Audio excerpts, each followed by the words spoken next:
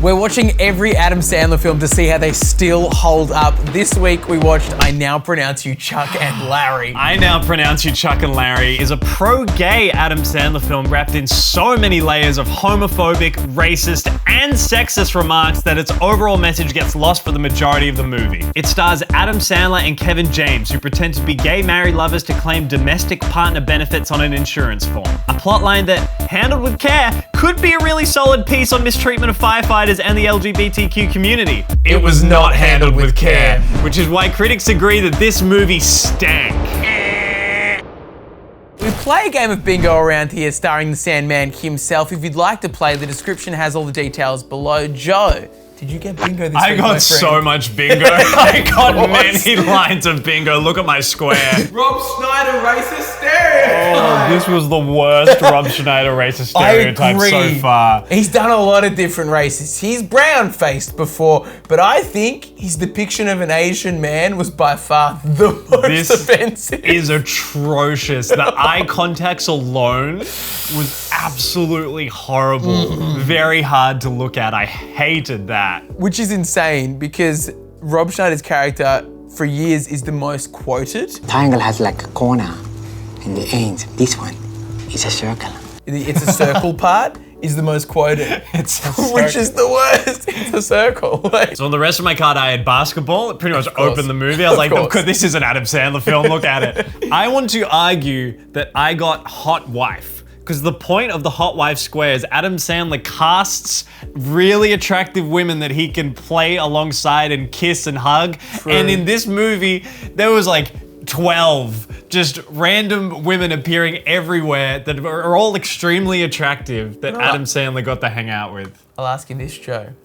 Was she his wife?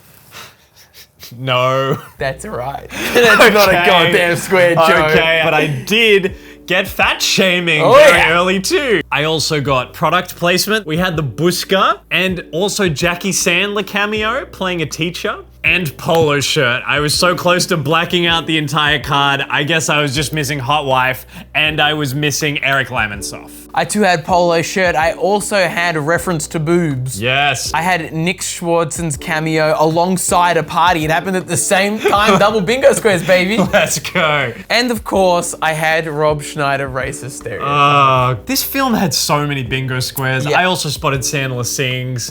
And then you had the rest of the ones I spotted, obviously.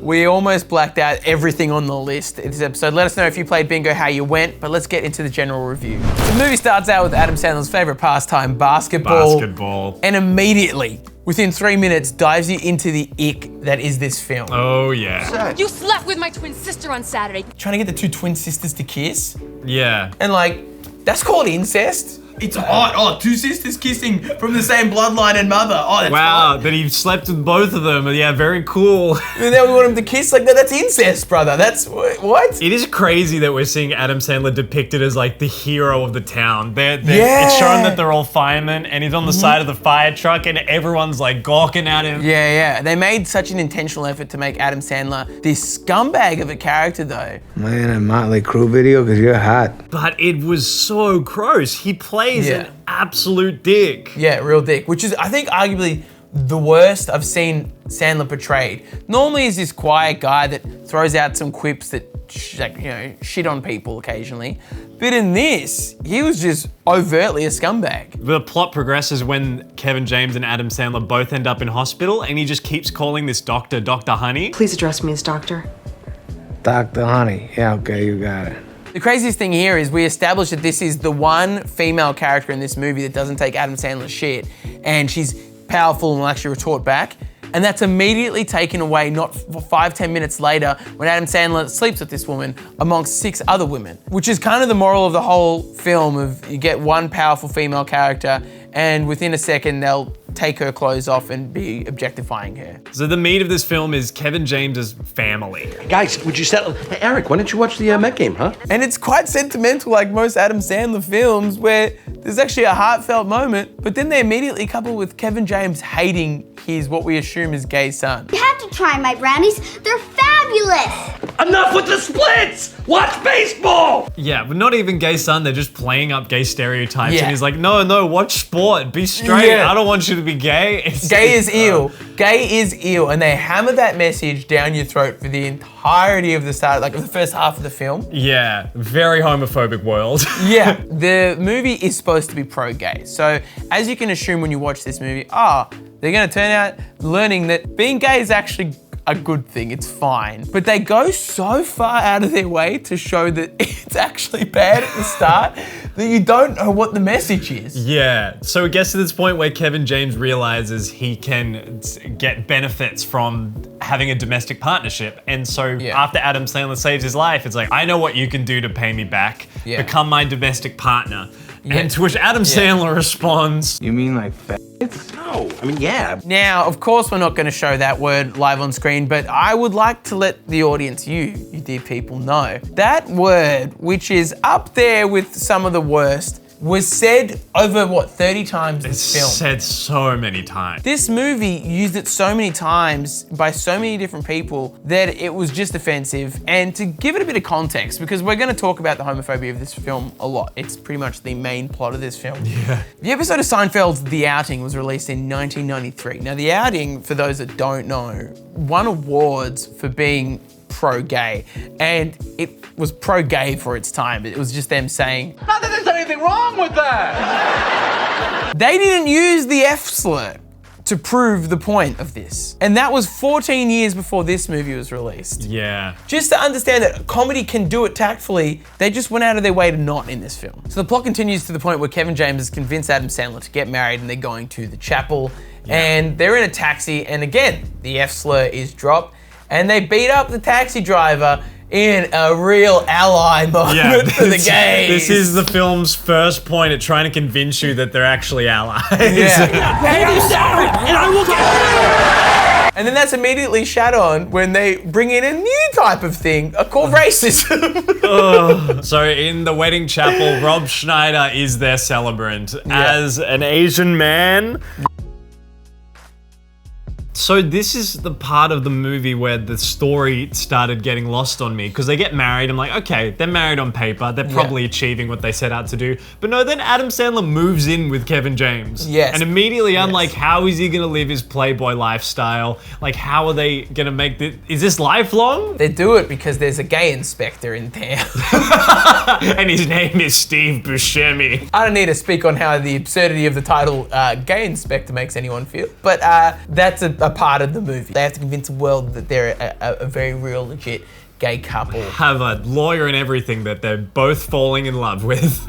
And so we do see how he continues his Playboy lifestyle. He fucks the maid in Kevin James's bed while Kevin James is there. And Kevin James wakes up and smells his finger and realizes that he took part in the sex the night before. Unknowingly. Which is assault. Yeah, no he was consent. asleep. So that's cool. To give this movie the shred of credit that I guess it slightly deserves is that they start having their world being changed. They start being excluded from society. Kevin James now can't go to his kids' baseball games. He's not required. They can't work with each other at the firefighting station because the firefighters don't want them to be there anymore because they're gay. Adam Sandler can't play basketball. The world's ending. We even get a monologue from Kevin James that is actually slightly heartfelt. They throw in the F slur as well, but it's slightly heartfelt, folks. And there's some moments where you go, okay, their intention was to make this a pro-gay film. It was the intention. Well, I hope it's not a bad one, because the faggot who's been saving your sorry asses is now, thanks to you, working on another shift. Let's go. It is weird because they are such little sprinkled moments of, like, even Sandler says at a point. Your information, the accepted vernacular is gay. Yeah. And he becomes more and more pro-gay. And I did enjoy how that developed until the end of the film. But just gone about in a very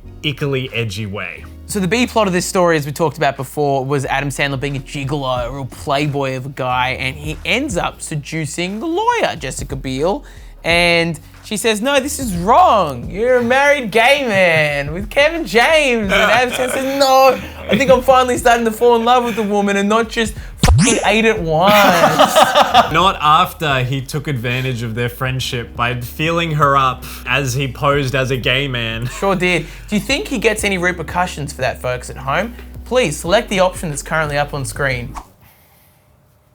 If you selected no, you are correct. You best believe that romance plot is the one that works out.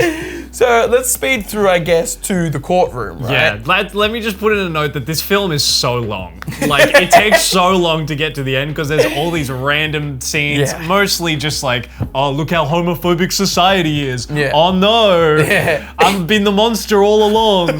So we get to this sequence in the courtroom where finally they're getting called out for their actions because Steve Buscemi's character really doesn't believe they're gay.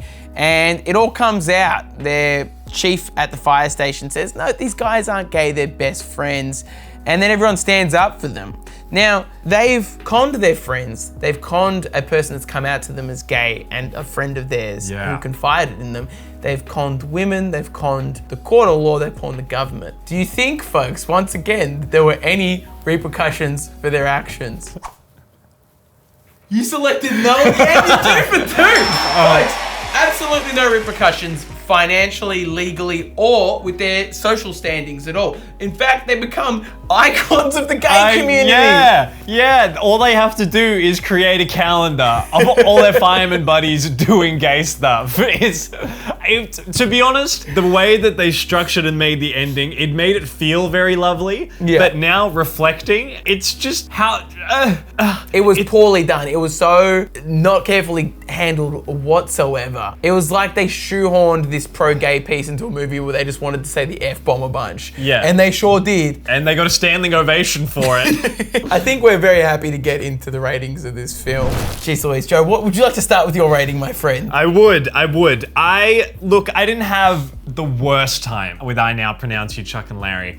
It had its low moments, but a lot of the time it just had its like consistent mush of the film that was going on. But it can't be more than a 3 out of 10. Yeah, I would agree with that, absolutely. I'm so pleased to give it a 3 and leave it at that, Mac. I was so disappointed in the payoff of the movie. I was willing to go higher with my initial rating, but then I reflected back on a lot of the jokes weren't funny. And we talk about it in other Sandler films, specifically The Wedding Singer. Go check out that review because I think that's one of Sandler's greatest pieces of comedy where they punch at the right people, the mean people, and they're done tastefully. And so there's actual belly laughs that you get. This film, all the punching was either at fat people, at women, or at the gays. Yeah. And the jokes rarely hit. And and I'll say it 1,000 times, I'm a Sandler fan. I love his movies. I was raised in his movies. This movie was not one in my childhood, thank God. And I really didn't enjoy it, and I didn't get any laughs from it, so I give it a 2. Wow, that's low. That's low for me, I know. You hardly rate anything low. That's crazy. I'm pro Sandman fella, and this one was a real disappointment. Well, thank you for coming on this ride with us. It's not over though, because we get to pick the next movie. Bring out the hat! So for you long-time subscribers, you know that at the end of each of these, we get to pick the next movie that we will review in a couple weeks. The next movie is The Ridiculous 6! So that's good! Right, guys? I don't think it's so. Back-to-back bangers! I don't think that's good. Oh no. Make sure you tell someone you love them today. Bye! Bye. Hello. Jesus Christ. New stew. You like it? You like the new stew? John, we built it ourselves. I don't need this right now. Leave it alone! We made it.